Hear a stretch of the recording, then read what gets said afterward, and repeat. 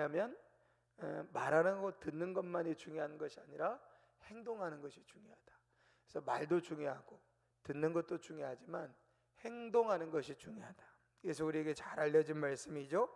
25장 13절에 충성된 사자는 그를 보낸 이에게 마치 추수하는 날에 얼음 냉수 같아서 능히 그 주인의 마음을 시원하게 한다. 충성된 사자는 그 주인의 마음을 시원하게 합니다. 무엇으로? 잘 듣는 것으로? 아닙니다. 경우에 합당한 말을 하는 것으로? 아닙니다. 순종함으로 하는 것이죠. 예를 들면 이런 겁니다. 어떤 주인이 종에게 심부름을 시키는 거예요. 너는 가서 어디 가서 이렇게 해서 이렇게 일을 처리해라 그랬어요. 주인이 그 종이 돌아올 때까지 이 주인은 마음을 졸이겠죠. 이 종이 알아들었을라나? 이 종이 가서 잘 일을 해결할까? 이게 일이 잘 될까? 이 주인이 마음을 졸이고 있을 겁니다. 그런데 종이 다 들어와 가지고 주인께서 제가 이렇게 가라고 하셨죠. 가서 누구누구를 만나라 하셨죠.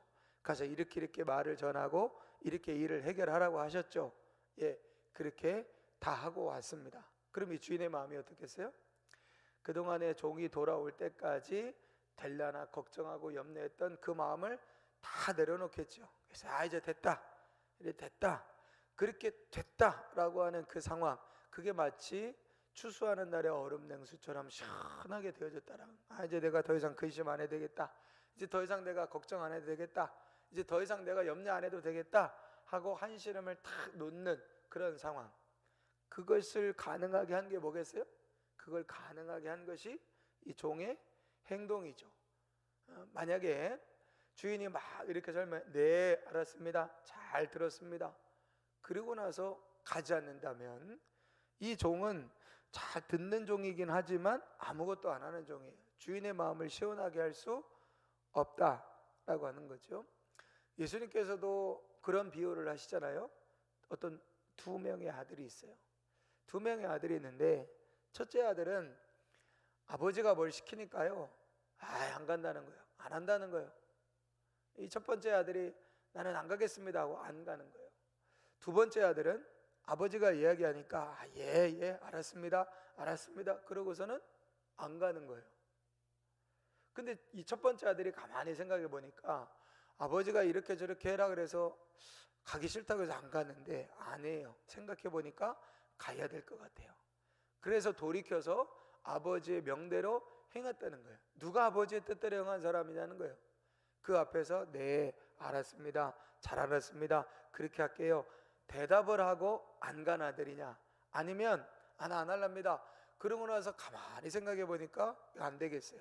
아버지의 말에 거역하는 게 옳잖아요. 그래서 아버지의 뜻대로 해야 되겠어요.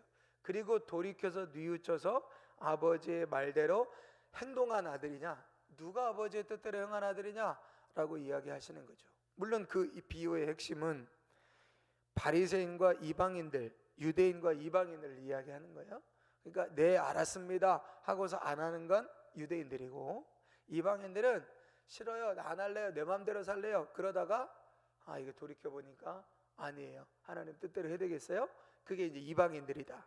그래서 누가 더 아버지의 뜻대로 행하는 것이냐라고 하는 비유를, 유대인과 이방인의 비유를 이야기하는 것이지만, 결국 그 아버지의 뜻을 이루는 것은 잘 듣는 사람이 아니라 말하는 사람이 아니라 행동하는 사람이다 라고 하는 거죠. 그래서 충성된 사자라고 하는 말, 이 충성이 뭡니까?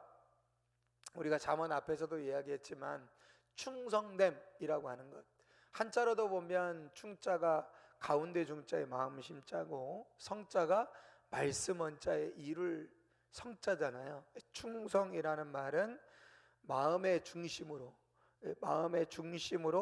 말을 이룬다, 그게 충성이에요. 그러니까 충성자의 성자가 말씀 원자의 이룰 성자잖아요. 말씀을 이루는 거예요. 말씀을 이루는 거, 말을 이루는 거. 그러니까 충성된 사람이라고 하는 것은 말을 이루어내는 거예요. 예를 들어서 주인이 어떤 말을 했다 그러면 주인의 말을 듣고 그 말을 이루어내는 거예요. 그 말을 해내는 겁니다. 그게 충성이죠. 성이에요. 근데 어떻게 이루어내는 것이냐? 정말 마음의 중심으로 그것을 이루어내는 것, 그게 충성이다 라고 하는 거죠. 그러니까 여기서 충성된 사자는 결국 듣고 행동한 다음에 돌아와서 경우에 합당한 말, 주인이 원하는 말, 주인에게 필요한 말, 지금 내가 해야 하는 말, 이 말을 지금 하고 있다는 거죠. 그렇다면 이걸 우리가 순서로 한번 생각해 본다면 이렇게 생각할 수 있는 거예요. 잘 듣고 들은 대로 행하고, 들은 대로 행한 다음에 경우에 합당한 말을 하는 거예요.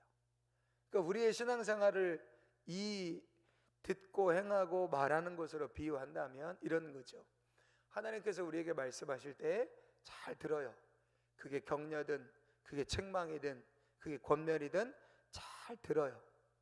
듣고 났으니까 어떻게 되겠어요? 그 말을 내 삶 가운데 이루어야 되겠죠. 행하는 것입니다. 그게 충성됨이에요.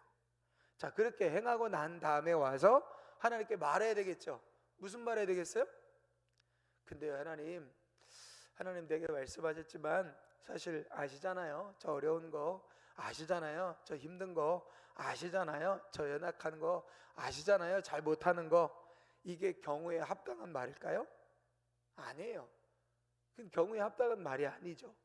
자, 우리가 잘 듣고 충성되게 행한 다음에 하나님 앞에 나와서 하나님, 이건 이렇고 이건 이렇고, 제가 듣기로는 하나님의 말씀이 원하시는 것이 이런 것 같고 이렇게 하는 것 같고 주님이 원하시는 게 이것인 것 같은데 제가 부족했지만 제가 이렇게 했습니다. 제가 이렇게 살았습니다. 제가 이렇게 순종했습니다. 그게 경우에 합당한 말이라는 거예요. 그게 필요한 말이라는 거예요. 그게 우리가 해야 될 말이라는 거예요. 근데 가만히 우리가 하나님 앞에서 어떤 말을 하느냐 보면 진짜 경우에 합당한 말을 하느냐, 진짜 필요한 말을 하느냐, 기도도 정말 우리가 경우에 합당한 말과 같은 기도를 하느냐 하는 것을 우리가 돌아볼 필요가 있다라고 하는 거예요. 그런 의미에서 이와 반대되어지는 사람을 이렇게 비유를 합니다. 선물한다고 거짓 자랑하는 자는 비 없는 구름과 바람 같다라고 하는 거예요. 선물할게, 선물한다, 내가 선물 줄게 하고 뭐가 먼저가 되느냐? 말이 먼저가 나오는 거예요. 말이 먼저 나옵니다. 내가 선물 줄게, 내가 뭐 할게, 하나님 제가 이렇게 할게요, 하나님 제가 이렇게 할게요. 말이 먼저예요. 말. 근데 말만 있고 뭐는 없어요? 충성됨은 없어요. 행동은 없는 거예요. 마치 뭐와 같으냐?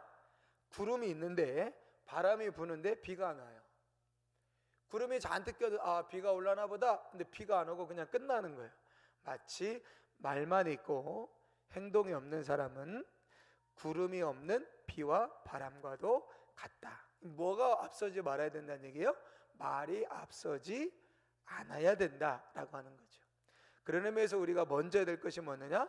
듣는 거죠. 잘 듣는 겁니다. 그리고 충성되게 행하는 거예요. 부족하지만, 실수할 수 있지만 듣고 충성되게 행하고, 그래야 우리가 뭐 할 수 있느냐? 경우에 합당한 말을 할 수 있는 거예요. 그래야 우리가 은쟁반에 아로새긴 사과같이 존귀하고 지혜로운 자가 되어질 수 있는 것이고, 금고리 장식처럼 귀하고 존귀한 자로 세워질 수 있다라고 하는 거죠. 오늘 말씀처럼 잘 듣는 것이 먼저고, 말하기만 먼저 하지 말고 잘 듣고 충성되게 행한 후에 경우에 합당한 말을 할 수 있는 우리의 믿음과 또 우리의 신앙과 삶이 되어줄 수 있도록 오늘도 이 아침에 함께 은혜를 구하며 기도하시는 이 아침 시간이 되시기를 바랍니다. 하나님 감사합니다.